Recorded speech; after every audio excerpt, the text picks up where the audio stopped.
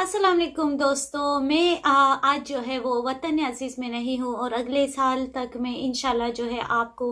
UK से जो है जिस शहर में मैं हूँ, ये ब्राइटन सिटी है, यहाँ से यहाँ के मुख्तलिफ़ कल्चर और रिवायात, यहाँ का खाना, लाइफ स्टाइल और इवेंट्स जो होते हैं, हैपनिंग्स जो है उस पर भी आपको व्लॉग करके दिखाऊंगी।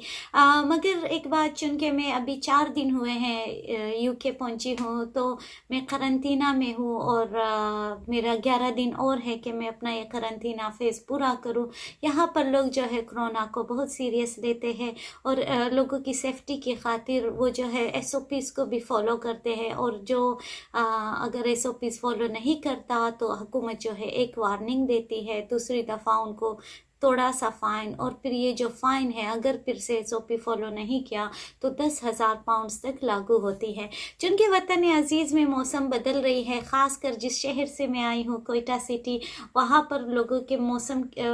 लोगों की तबीयत भी ख़राब हो रही होगी क्योंकि मौसम की जो चेंज है, ठंड हो रहा है, तो वो लोग भी ख़ास अपना ख्याल रखें। और मैं वहाँ की गलियाँ, वहाँ के लोग, वहाँ के खाने, वहाँ के सर्कल और दोस्तों को बहुत मिस कर रही हूँ। चूँकि मैं यहाँ चिवनिंग स्कॉलरशिप पे आई हूँ और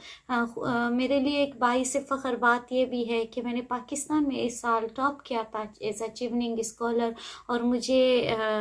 आसमा जहांगीर अवार्ड से भी नवाजा गया, तो ये खुशी दुगनी भी है। मैं चाहती हूँ कि तमाम लोग जो आला तालीम हासिल करना चाहते हैं वो चिवनिंग पाकिस्तान की वेबसाइट पर ज़रूर जाए और वहाँ क्राइटेरिया देख के जो है ज़रूर अप्लाई करें, जिनकी ख्वाहिश है कि वो आला तालीम हासिल करें और मुल्क के लिए कुछ करें। मेरा जो एम है वो यही है कि मैं तालीम मुकम्मल करके वापस पाकिस्तान जाऊँ और पॉलिसी लेवल पर मुल्क के साथ